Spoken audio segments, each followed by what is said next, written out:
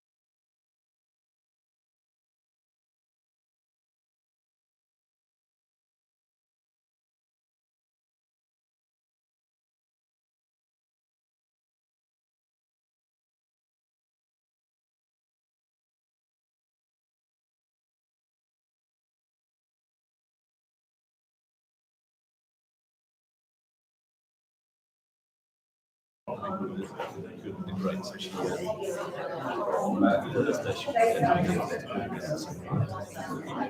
and yesterday she was Chelsea Foundation.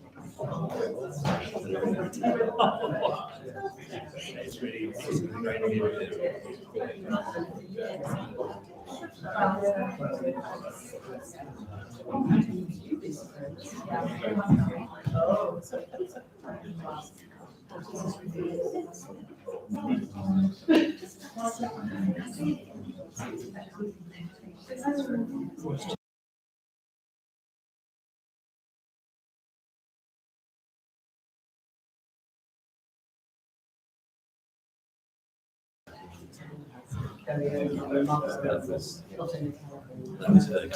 Good afternoon, everybody.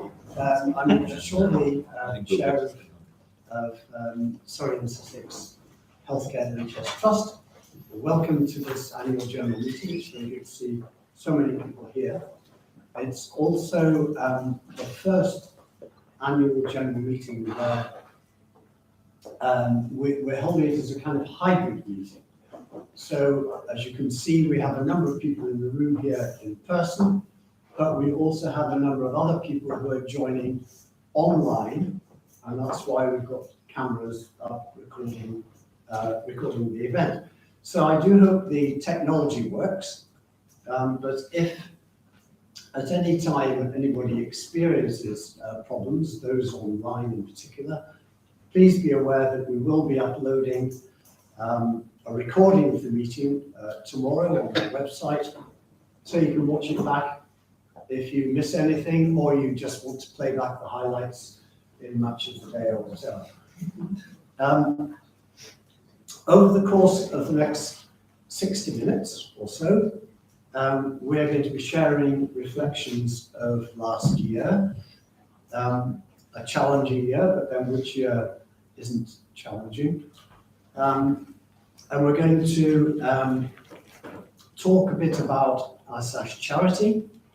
We're going to focus on our cancer services, and we're also going to have a presentation on the money, our annual accounts, which have recently been audited. The second part of the session, after those little presentations, is given over to questions for you to ask, for those online to ask. If you'd like to ask a question and you're in the room, please put your hand up and we'll bring a microphone to you. If you're online and joining us virtually, then please ask questions by posting them in the YouTube comments. I hope everyone knows where the YouTube comments are. I'm told that if you're online, there may be a little bit of a delay, perhaps even a minute or so, between the live discussion and what appears online. So please bear with us if that's a little bit difficult to manage. So, without any more ado, we're going to come to the first of the presentations. Our Chief Executive, Angela Stevenson, is going to recap the last year and look forward to the challenges that face us in the next. So, Angela, over to you. Thank you, Richard. So, as Richard says, I'm going to talk you through a bit about 22-23 and a bit about what our priorities are for the year ahead. Oops. So, first of all, I think just to talk through how busy we've been in 22-23, and you can see here from some of these numbers, some 443,000 outpatients, 126,000 almost attendances at our emergency department, just under 39,000 emergency admissions, and at the same time, a real increase in our planned admissions. That's people coming in for elective surgery, an operation, a planned procedure, sometimes a diagnostic procedure, and also some 4,335 babies being born. I'm going to talk a bit more about that in a second. This has been, as Richard said, a challenging year. It's been what I call a transitional year, where we've moved away from really what was crisis management and recovery in the pandemic to recovering our services. And specifically, I'm talking about recovering our elective services, those patients waiting, as I said, for operations and so on and so forth. In July 2022, we joined Surrey Heartland's integrated care system. They've been introduced nationally across the country, 42 integrated care boards set up across the country. Really the focus being to make sure that all health service providers were working together with partners in social services and in councils to make sure that we move really towards managing health in our communities rather than simply responding to illness in acute hospitals. That's given us a good opportunity to focus on a number of key initiatives, most notably discharge pathways from hospitals, alternative offerings to the emergency department for those patients that require it, and better access to diagnostic tests. Just to note, and I've listed them at the bottom, but we face into Surrey and we are the Surrey Heartland's integrated care system, but equally we do everything in duplicate because we are equally engaged with Sussex Health and Care, because about 50% of our patients also come from and live in Sussex. In September 22, we rolled out an improved electronic patient records, which is designed really to, in future, support our clinicians to make quicker decisions, to reduce the amount of time they have to spend in administration, to be safer as well, and free up time for patient care. I said that quite quickly, didn't I? Like it was a small thing. This was a huge undertaking. It involved every single member of our teams. A huge amount of work went into it, and I'd say that at the moment it's still a work in progress. We've made great strides, and there are lots of areas of improvement, but there's still a long way to go in what's actually a kind of 3-year change programme. No, nothing's gone wrong. I talked at the beginning about the activity that we undertook in 22-23. I just wanted to put that into a little bit of context. You'll see that actually in most areas we have increased the work that we've done, and increased the work that we've done on a smaller budget. Emergency attendance is virtually flat compared to the year before, 21-22. Outpatient appointments, we've increased. Non-elective admissions, emergency admissions through the emergency department have also increased. But importantly, elective admissions up by 23.78%, which is really what we're trying to do, trying to catch up on all those patients that need to have an elective procedure, a planned operation, a planned outpatient appointment. And as I say, it's quite an undertaking that we've managed to do that. I'm really proud of the team because we've managed to cope with an increase in the emergency attendances and admissions, but at the same time spending less money and do more planned operations. You'll also see births. I was just going to mention the births. You'll see that in actual fact, 21-22 was a bit of a bumper year for births post-COVID. I'm not sure why that might be. I don't know if it was anything to do with people being locked together at home or not. But we're kind of back to baseline at just over the sort of 4,300 mark. And that's kind of the area we've typically been in. Other things that we've done over the years, so we have a methodology of improvement which we call SASH Plus, and we've used that in almost everything we've been doing and improving. But importantly, we use that to work on how we might reduce the time taken to hand over patients coming and attending through an ambulance as part of an ambulance conveyance. And we've been really successful in that. Our average time now to hand over a patient somewhere between 15 and 30 minutes, which compares very favourably. You might think, why is that not faster?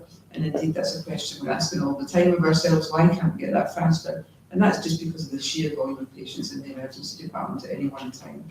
But really good progress in that, and indeed we continue to perform well in order to release ambulances to get out to respond to patients in the community as fast as we possibly can. And the other one might not seem obvious to those that are watching, particularly on most people here from the hospital, but those that are watching virtually. No patients are in our endoscopy department. In previous years, we have had too many emergency patients in the hospital, and we've had to make sure that they had a bedded place to be, and we've used areas like angiography and endoscopy. We've stopped doing that, and one of the reasons we've stopped doing that is that we are really keen to make sure that we get patients to the right place with the right team looking after them. And that requires a certain element of discipline as we try to drive down the length of stay of those patients. But it also was because we really needed to make sure that we were getting on top of the patients that were waiting for an angiography or indeed an endoscopy. And that's really important. That's often a critical diagnosis and allows us to treat those patients effectively. And with that, having done that, we have reduced our waiting list certainly in endoscopy and in angiography by over 50%, which is quite some goings. The team have done really well as soon as we created conditions for success. In our emergency department, we continue to be very busy. Indeed, in October, we saw the highest number of ambulance conveyances in the South East, and yet we continue to have that good, relatively quick handover time. There's still work to do. There's still work to do in all of this, but nonetheless, we're making progress. Our year has been quite characterised by industrial action, and lots of different groups of staff feeling undervalued, I think is what I would say. But actually, I think now we're kind of at the point where most of that seems to be being resolved, which is good as we head into winter. I'm completely keen to support our colleagues who wanted to express themselves in this way, but my thanks to all those who went out of their way to make sure that we were able to stay safe as people exercise that particular right. So I talked about the integrated care system at the beginning. One of the initiatives that we've taken forward this year has been something called Let's Get You Home, which is really where we've worked with community partners and indeed our partners in social care to really look at how complex it was to discharge patients with complex health and social care needs after their acute phase of illness was over and had been treated. Since launching that programme, we're continuing to see a reduction in the length of stay that those patients are spending in our hospital beds, and we're managing to get them discharged to somewhere more appropriate, which will be better for them sooner. The other thing that we've made great advances in the last year has been our medical examiner service. This is a service that allows us to have independent scrutiny of every death that happens in the hospital. In 22-23, we've widened that to include all deaths that also happen outside of the hospital in our area. To see how the team are working to try and roll out that particular service as an exemplar across other hospitals. So really well done to them, done a great job. I wanted to talk a little bit about our maternity services. In the last year, we had a number of staff, Kate Stringer and Sarah Price, you can see in the picture, recognised by the Chief Midwife for the NHS because of improvements that they've made for women in terms of their childbirth experience. But it's important that I also talk about the fact that in September we were reviewed by the CQC and we were assessed as requires improvement, which was disappointing, but perhaps something that's been really positive for us in actual fact as we see the team respond to this. Some of the issues that were picked up included infection control and cleanliness in our maternity wards, safety checks of medicines and specialist emergency equipment. I'd call those things fundamentals. It's really important, I think, that we're open about that there's areas that we need to improve. We're reflecting on that, we're using that as an opportunity to really think about what does that mean for the rest of the organisation. I want there to be real learning as a result of this particular inspection. We have an action plan in place, and indeed we have welcomed a new leadership team to our maternity department. Some of them are in the audience today, and actually this gives a real mandate for them to take forward the changes that we need to put in place to make sure that our maternity service is delivering for all those women who are accessing our service. That said, there was examples of very good practice, really some exemplar practice and some real innovative practice in terms of the timely access to services, with most women that arrive being seen within 15 minutes and assessed, quick action on identified risks, and really importantly for me, staff reporting, a really open culture for raising concerns and improving services. And that's really, really important because it's important that we have a culture where those people that are delivering care feel safe to raise concerns if there's anything that they think is not right. And we've seen that recently in numerous media-worthy items that have reached the news. Countess of Chester being one of those. So it's really, really important that we have that culture in the organisation, and really proud of that. That said, there's work for us to do in maternity, and Rosemary, who's just joined us, our new Director of Midwifery, really keen and excited to take those things forward and make those improvements that we want to for our women. We're sorry to local women at this density of confidence in the service that we deliver, but it hasn't dented mine. I really have looked at the team respond really favourably to this feedback and want to do something about it and do something about it quickly. We've made a lot of achievements in the last year. We're greener than we were this time last year. We have phased out the use of desflurane, which is an anaesthetic gas, which is not good for the environment. We have reduced plastic use. We have developed virtual clinics, which mean less patients need to come to the hospital, and not for every appointment at least. And we've also introduced multi-use sharps bins, which have also seen us have less waste. So something that feels as though is it really connected to the NHS, but actually interestingly, you'll have seen at COP just recently, real focus on healthcare in relation to a greener NHS and protecting our environment, and for the health of future generations, that feels really important, something that we need to champion. In October, we opened, considerably later than we would have liked, we opened 2 wards. These are intermediate care wards, and help us to really make sure that we're delivering the right kind of care to those patients that no longer need acute care, and help facilitate their journey on to care homes or back home with support in place. Different model at work here. We're really looking for a kind of physiotherapy and nurse-led service, and indeed we're thinking about how we might get GPs to come and help with us in that area. So it's really quite exciting and a new way of working. Our immediate focus remains as it always has: safety, quality, patient experience, particular emphasis on making sure patients get to the right place to receive the right care under the right professionals sooner. That's what all our patients want, that's what they tell us they want, but that's also safer.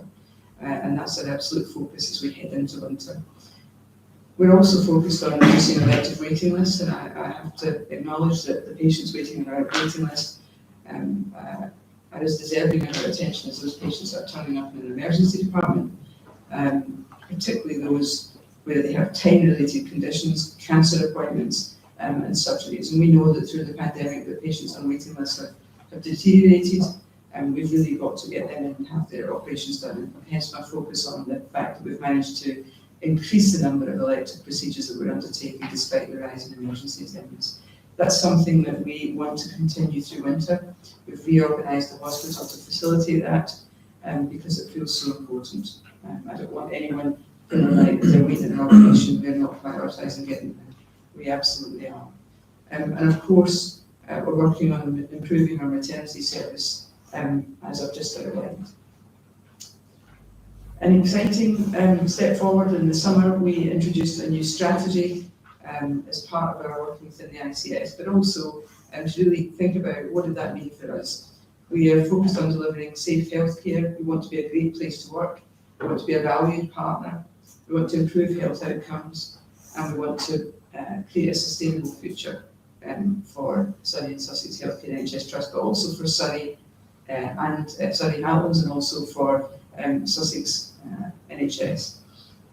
That's not quite right, is it? NHS Sussex. Finally, Richard, I'm winding up. He's looking at me a little stressed. SAS Charity, we talk a little bit about SAS Charity, who have been doing amazing work for us, and indeed we're looking at how we can make this even bigger going forward. But a lot of work went into SAS Charity, a lot of benefit to patients, particularly in our children's emergency department and our paediatric ward, but also for our birthing suite, and also for our staff, where we've been able to put in place new seating areas, new rest areas for our colleagues outside, and indeed we're looking at how we might do that inside as well. We also set up a hardship fund, a hardship grant scheme for staff that are experiencing financial crisis, and a new clinical psychologist role for those that require it across the organisation. And you can see from the comments how much that means to people. Finally, we have refurbished our chemotherapy suite, including, importantly, an end of treatment bell, which you can see in the bottom right, which is really important for those patients going through cancer treatment. They get to ring the bell when the treatment is over. And importantly, next year we're going to be taking forward the creation of a summer house in the Macmillan Centre garden to create an outside space for those patients that we have with cancer. Okay. Thank you. Thank you very much. Thank you very much. Angela, Tony, Newman Sanders is our Chief Counselling Diagnostics. Thank you very much. Talk to us for a few minutes about Thank you. Obviously, it's all about the patients, and this is just a small selection of the feedback that we get from our patients and the teams that look after them in what is often a very difficult time of their lives for them and their families. So on Tuesday, 7th of June, I was declared free of cancer. This is following a 6-month course of meticulous and prompt attention and observation involving endoscopy, scans, radiochemotherapy. Thank you to all the members of the staff concerned for their highly professional, conscientious and friendly attention, blessed with this happy outcome. Best wishes for your continued efforts. I think among the many things that says, including the fact that this is a very happy patient, was the fact that in the cancer diagnostics division, we kind of hold the ring, but a lot of the work is done by clinicians in other divisions, particularly the division of surgery, colorectal surgeons and so on. And I wouldn't want to feel that all these excellent outcomes are done, although chemotherapy suite we will take particular credit for. So thank you for the excellent care you gave my mum. I'm extremely grateful for the extra time we were able to have together. Your sensitive communication of her position enabled us to make the most of this precious time. Kindness and compassion, along with the wonderful chemo suite nurses, enabled her to have lots of happy moments, which, when you think about chemotherapy, is a really remarkable thing to say, and a huge tribute to our staff. And a more kind of quantitative measure or more systematic measure looking at what our patients say, there's an entity called the National Cancer Patient Experience Survey. And these are just three metrics where we performed kind of above the average, and they're pretty important things. So 86% of patients felt that staff provided them with relevant information on available support. 93% felt the length of waiting at clinic and the day unit for cancer treatment was about right. Again, significantly better than the national average. And 87% of the whole care team worked well together, which again is a great testament to the way our staff work. We are increasingly looking at the bigger picture for cancer, working with our regional cancer centre, which is the Royal Surrey NHS Foundation Trust, and with the Surrey Sussex Cancer Alliance, which actually includes Friendly Healthcare as well. And with their support, we're investing £1 million over the next 2 years in developing better access to treatment by providing more advanced nurse practitioners, more therapy nurses, and more oncologists. We're also developing plans, helped by the Alliance, to improve in some key cancer diagnostic services to help us with what's called a faster diagnosis standard, which is an aspiration that anyone with suspected cancer either knows or knows they have not got cancer within 28 days.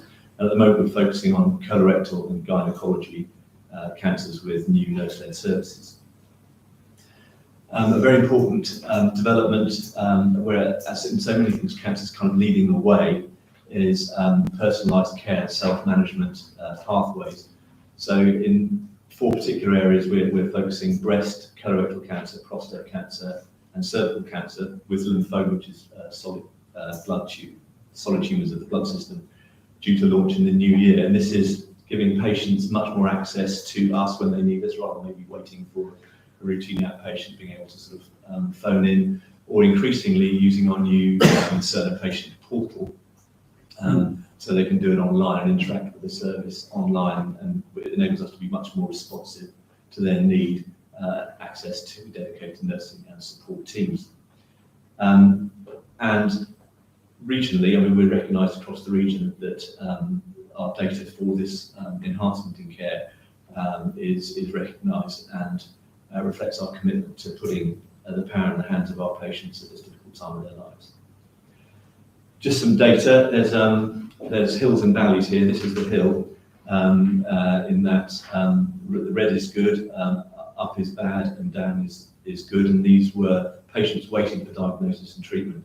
So back at the beginning of the middle of the year in question, the numbers of patients waiting went up more than we would have liked. It's due to a variety of reasons, and mainly was due to patients with breast cancer and colorectal cancer. But since then, due to a lot of hard work, and again, particularly the frontline teams, we've managed to bring that back down. It's now heading decisively in the right direction. And between January and June 2023, the average waiting time for the first consultant appointment, that's the kind of that time you get to actually look the consultant in the eye and what's going on, was 10 days, which is 4 days below what we would like at the target of 14 days.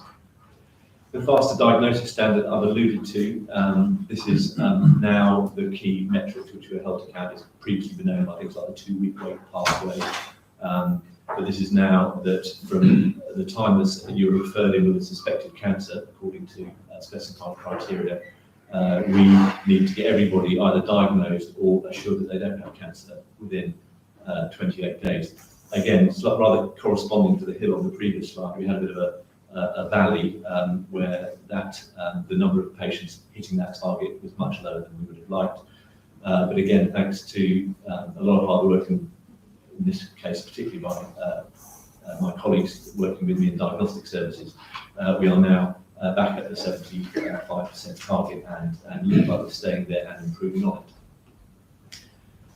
And this is something we're particularly proud of. And again, for people maybe not used to these metrics, it can appear a little bit obscure, but the national kind of headline for cancer was that early stage cancers, so stage 1 or 2 cancers, we needed to increase the number of cancers that were diagnosed at stage 1 and 2 to 75% by 2028. Now, in order to measure that, we need to accurately track at what stage cancers are being diagnosed.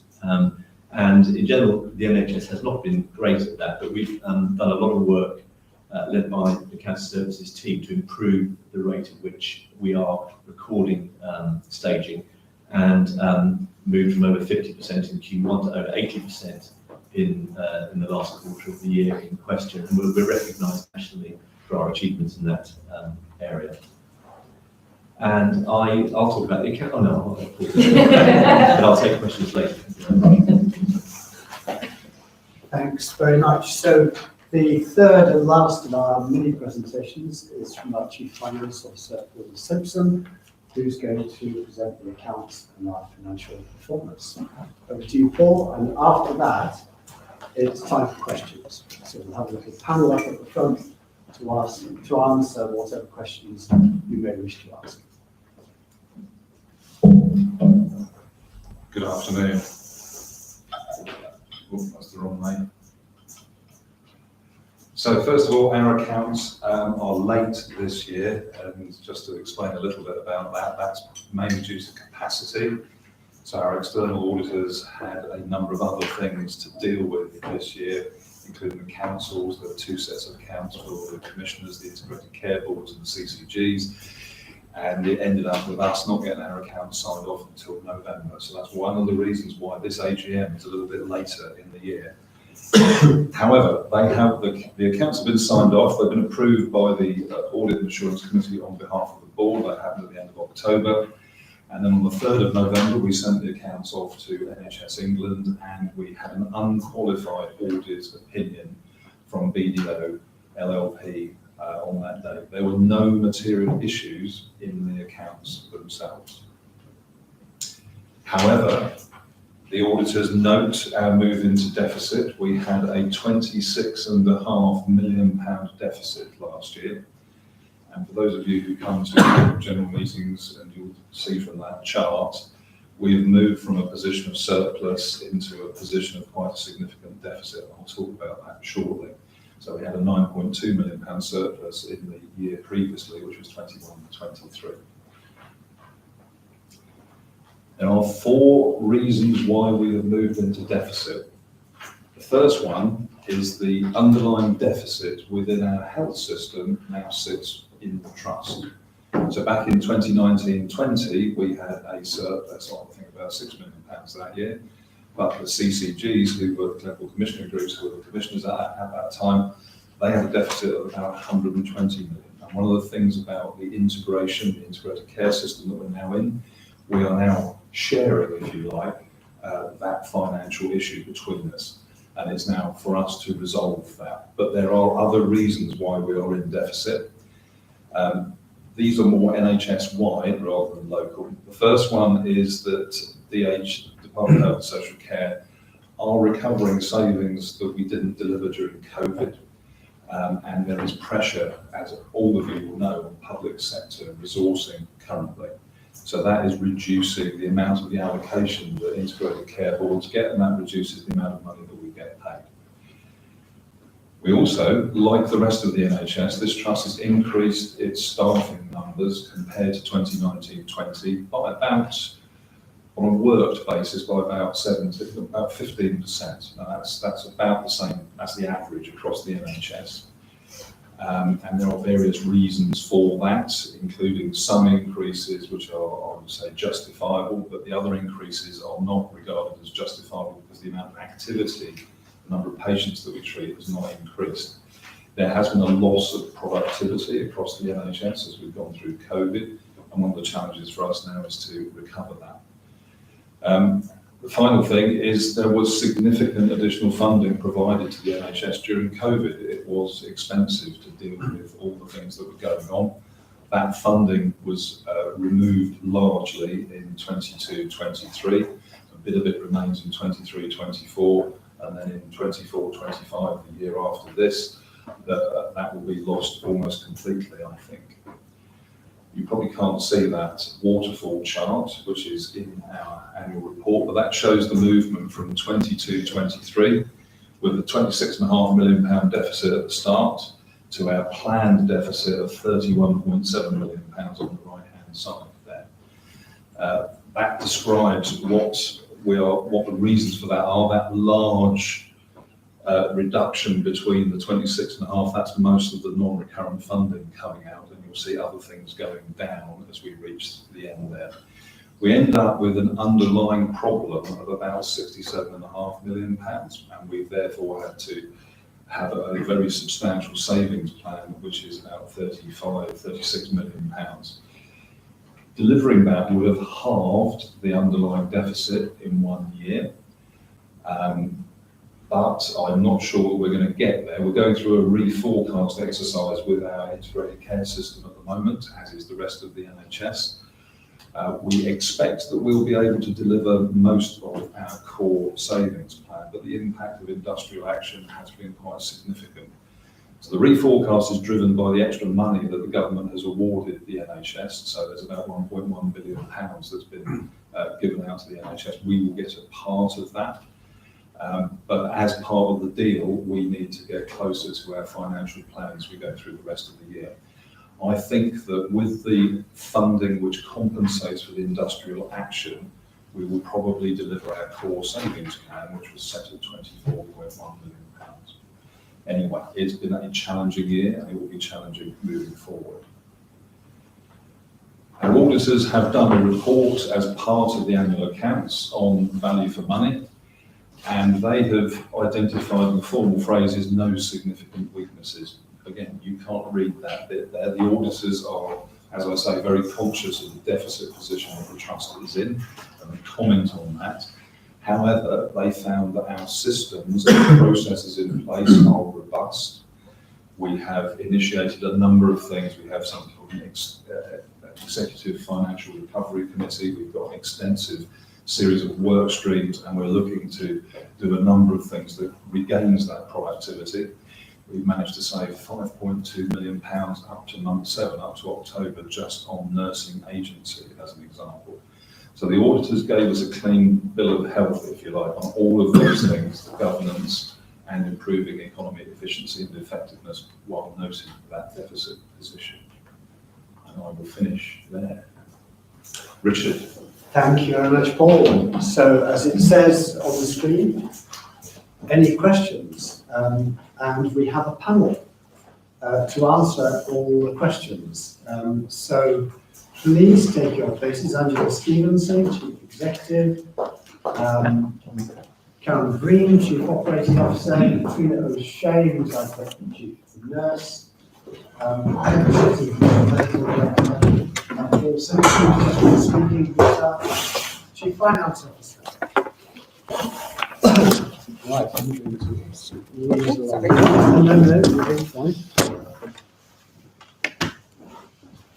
Okay, so while you're all in the room and online thinking about your question, I have one already, which was submitted in advance. So I'm going to read that out, if I can just find it. Here we are. And it is from Sally Brady. So Sally's question is, or two questions actually.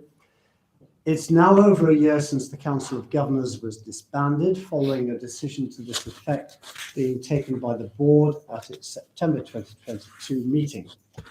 The council, made up mainly by public and staff governors, voted in by members of the trust, played a valuable role in ensuring that patients' interests were put first. Its success was largely due to its direct contact with board members through council meetings and with other senior members of staff through governor membership in key groups, e.g. the Patient Experience Committee. When the council was disbanded, after no consultation with members, it was told that the new model being adopted would work equally well. It was told that the new model would comprise a people's panel and also a more central advisory group that would have more direct access to senior decision makers in the way that the Council of Governors had. Over a year later, the People's Panel is well established, but as a member of it, I see little or no opportunity within it to give feedback on patient experience, or more importantly, establish trends and suggest remedial actions. There's also been no mention whatsoever of the promised advisory group. So my questions are as follows. What evidence is there to show that the People's Panel has had any impact on the experience of patients? And second, why is there no central advisory group as promised? And I'm going to put those questions to our Chief Executive, Angela. Thank you, Richard. Thank you, Sally. So you're absolutely right. We moved to a people panel in March 2023. We now have 122 members of our people panel, and there are also really close links and involvement from local GP practices, from Maternity Voice Partnerships, from Surrey Choices, from Surrey Minority Ethnic Forum, from Reigate and Banstead Borough Council, from Surrey County Council, and so on and so forth. There's a lot of work that's been undertaken, including things like accessibility audits of East Surrey Hospital, and a number of other things which I won't read out. In doing that, we set up the People's Panel. The People's Panel feeds directly into our Quality Committee, which is an executive-led committee, and through ultimately to our Trust Board. What we've done, we haven't set up the advisory group, you're quite right. We are in the process of taking some advice and undertaking a governance review to understand what would be the best way to take this further forward. We had in the past a patient experience board, which we've also stopped because it fed in now to and is part of the Quality Committee. So we are looking at the moment through our governance review to see what is the best way to move this forward in terms of how we pick up patient experience. I think that that I'm happy with that the People's Panel is actually linking into lots of different people, lots of different groups that are representative of their particular life experience or community, and that we are taking action. The measures of these things are always tricky, and that's one of the things that we need to really look at, and we're looking at through the governance review. How will we measure the effectiveness? But I'm keen that there is really wide contact with patients directly, rather than necessarily with individuals with directors. But that said, the governance review is looking at exactly that, and we will be clear about the structure moving forward. There's no getting away from that, though. We haven't set up the advisory board. Are we going to at the moment? We are waiting on the outputs of our governance review, our quality governance review. Thanks very much, Angela. So at this point, we go hybrid, and I'm looking for hands up with a question in the room.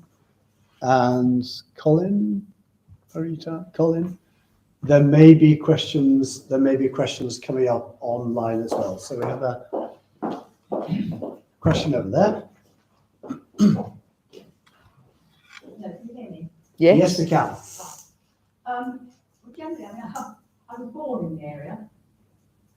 5 days too early, before the NHS started. If I'd been 5 days later, my father wouldn't pack the cake for me. He never ceased to remind me that I sort of did the NHS service introduction.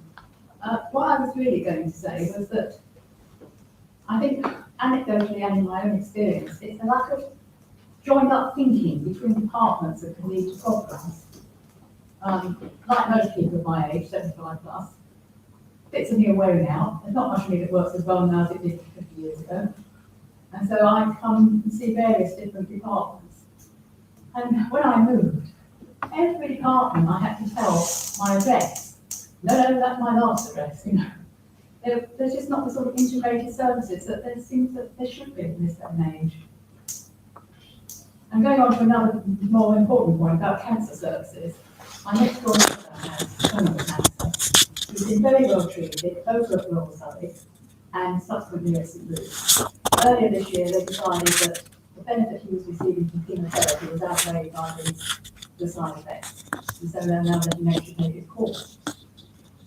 But he had a problem earlier in the year, and he'd been over to the Royal Surrey, seen the nurse there. Problem, of course, it's always a Friday, there's always a problem at the weekend, isn't it? What comes to the weekend?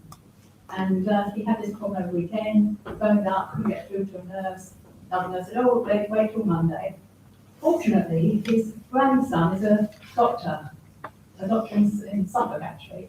And he said, you've got a blockage, go and lead him to a hospital, which he did. He was operated on and survived. But then when he came out, he had a colostomy. They was discharged from here without any colostomy bag because they had to be provided by Royal Surrey.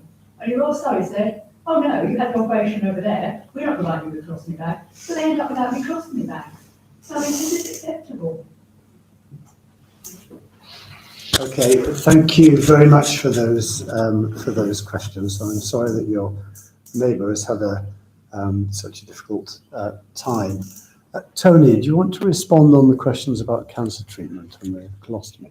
No, the answer to the question is no, it's not acceptable. We'll have to look into how that can happen. I shouldn't have happened. We'll get back to you after.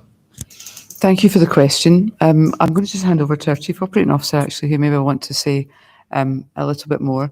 I'll echo my colleagues. I'm sorry that you've had this experience and that your family and friends have had this experience. Karen, anything you want to add? Thank you. There was two parts to the question. So if I stick on the part around your neighbour, firstly, I'm really sorry to hear that. It's not the care that any of us would want for our own or for any patient in the organisation.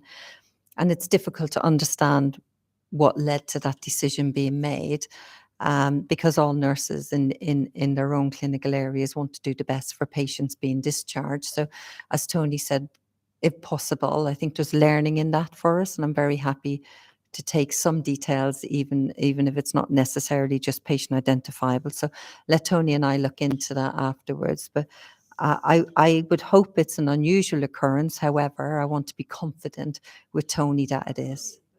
Well, what I would say is I would hope so, but it has happened to one person. So I'm really wanting, exactly, and I'd want to be confident that it wasn't a theme that our patients had to deal with on discharge. So we'll take that away and ensure that we have that. We do have some fantastic, as you heard with the presentation, some fantastic nurses and doctors in our services.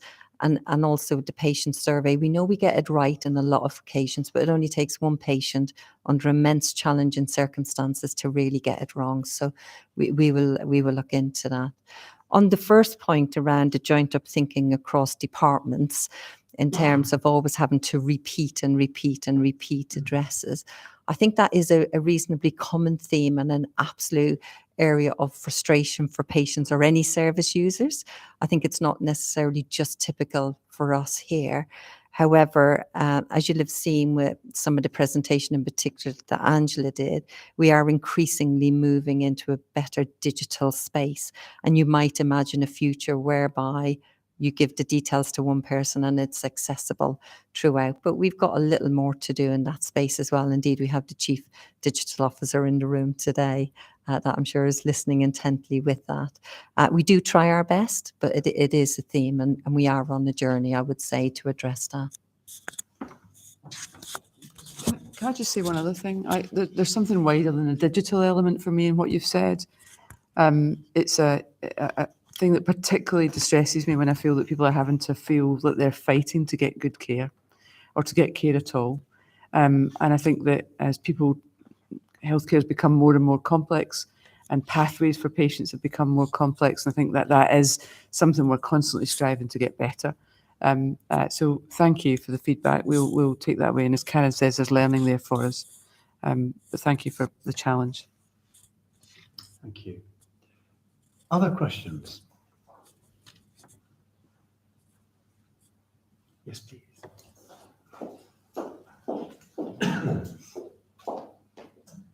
Okay, Denise Mosley. We have been very frustrated the last 3 years. This is not a clinical question. The Capel Hawley courtyard area has been under threat of building work, and we haven't been able to do anything with it. But we've just been given permission by estates to tidy it up and replant. But we still don't know when the building work is going to happen. Do you have any idea when they're going to start on the Kingsbury unit? Denise, thank you for the question. I'm going to hand over to our Director of Finance, but also our Director of Estates and Facilities, Paul.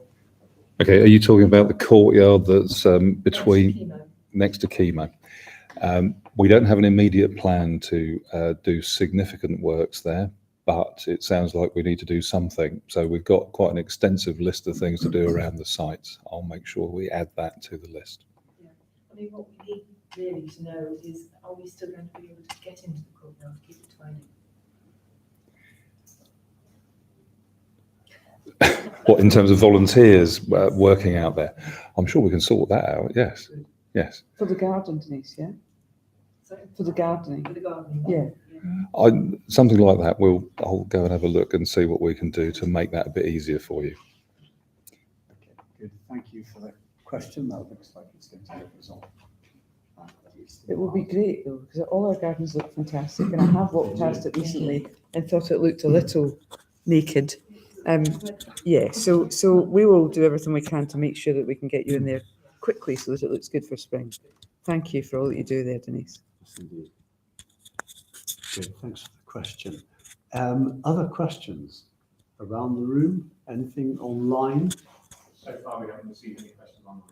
Nothing, no questions on maternity, no questions on finance? Some of the challenges. They're a minute that Angela behind, they're talked about. typing furiously, hundreds of questions. Denise, what was your surname? Mosley, MOSELING.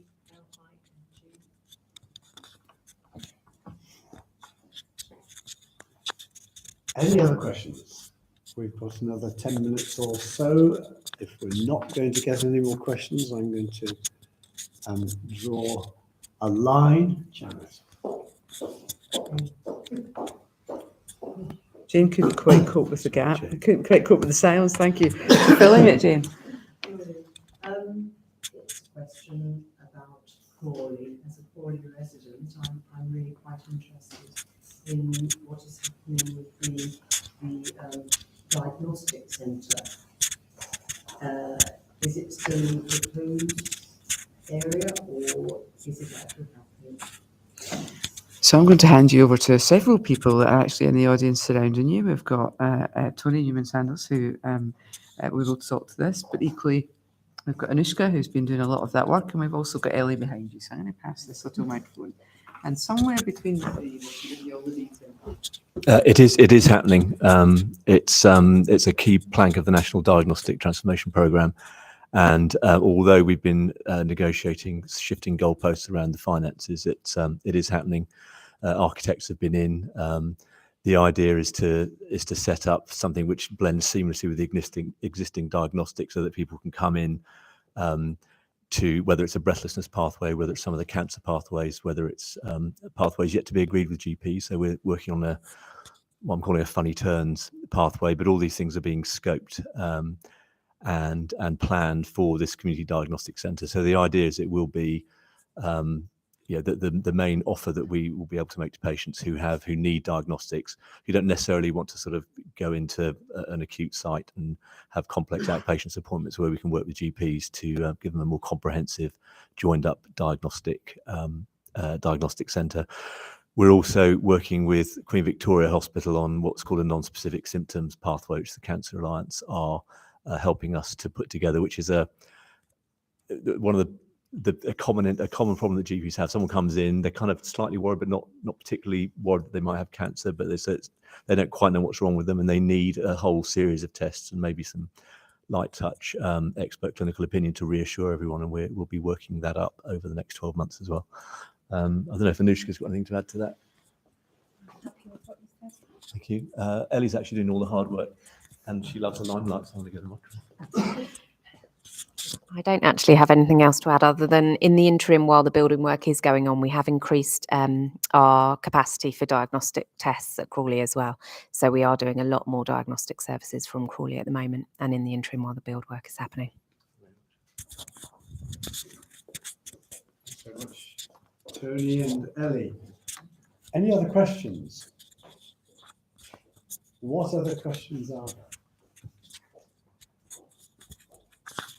I'm not hearing any more questions. No, we have again. Yes, please. It's not a question, but I'd just like to say thank you to everybody who works at Sandhouse and whatever capacity, because I mean, I've been a volunteer here now for 30 odd years, and the current SASH, there's no relationship to when our previous chief executive came in and put in some leaky classes, because that's what was completed. So I'd just like to say thank you to everybody. Thank you very much. That's really appreciated. I think we do have a lot of very dedicated people who work in this hospital and who are proud to work here. And I think, having been here almost as long as you've been a volunteer, I can see the changes as well that have taken place, and almost all of them are for the better. I do think the previous chief executive had quite a good kick, actually. Colin. Thank you. We just received a question from the public, and it's, are we still recruiting international nurses for next year? It's been stopped for a while. What? Okay. I'm going to pass to Katrina because she's got her own microphone. Thank you. Yes, we are still recruiting international nurses, and we have a strategy for our workforce, which our new incumbent assistant chief nurse, Katie, is working on. She joined the organisation just 2 months ago. There's an awful lot of work happening with recruitment, and all of it is being very fruitful at the moment, which is fantastic. So yes, our nursing workforce will be increasing, including from people from overseas. Thank you. Thank you. I'm looking around the room. I'm looking at the camera to see if there are any more questions. We plan to finish at 4 o'clock. It's 5:04. Would you like me to give you 5 minutes back? Go on. Right. Okay. So thank you very much, everybody who's attended this AGM. Thank you for those present in the room and for those who've been tuning in online to hear the presentations and the question and answer. It's always a really important event in our calendar, both to present the accounts, but also to give a flavour of what we feel was achieved over the last 12 months and what the major challenges and opportunities for us are going forward. So thank you very much for joining us today. I hope you enjoyed the meeting as I have, and I wish you thank